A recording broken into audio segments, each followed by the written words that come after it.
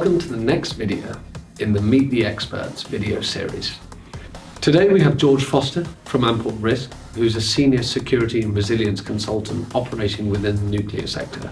And today I'm going to be speaking to George to ask him some very industry-specific questions around resilience and continuity within the nuclear. My name is George Foster. I'm a security and resilience consultant, principally in the civil and defence nuclear sectors.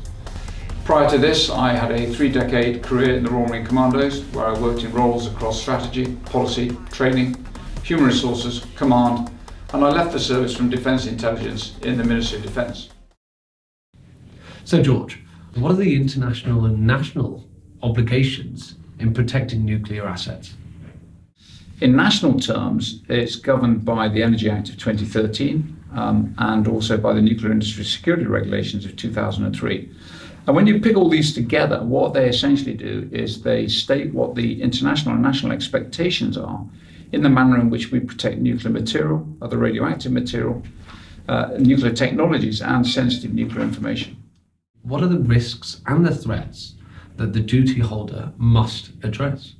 Now, if you can imagine, terrorist groups globally have expressed an interest in acquiring nuclear material or radioactive sources for the purpose of perhaps of nuclear ransom, nuclear sabotage, or even the creation of radiological dispersal devices known as dirty bombs.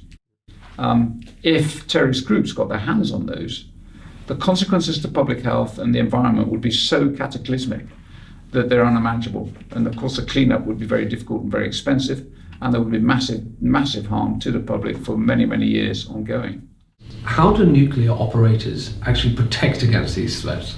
They do that by looking at what the threat would be and essentially comparing the threat against those vulnerabilities to see where the gaps align, and then seek to close those gaps, reduce the vulnerabilities and reduce the risk of the threat by putting in place multi-layered, multidisciplinary security systems which will span physical security measures, information security measures and personnel security measures.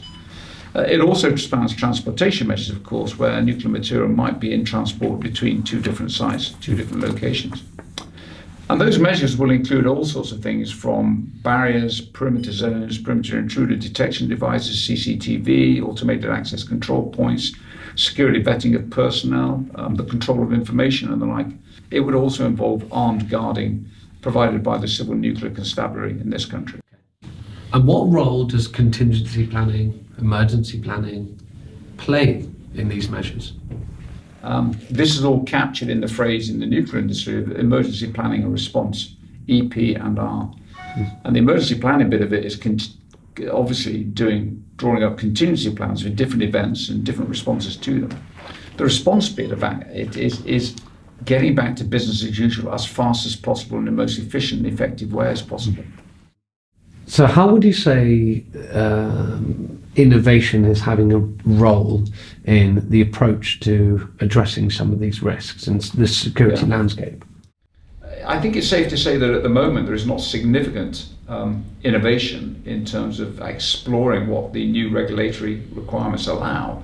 Innovative software solutions tends to remove the subjectivity involved in those things, or it doesn't necessarily remove it, but certainly reduces it to more effective and efficient levels, and to make decisions which have an evidential audit trail associated with them.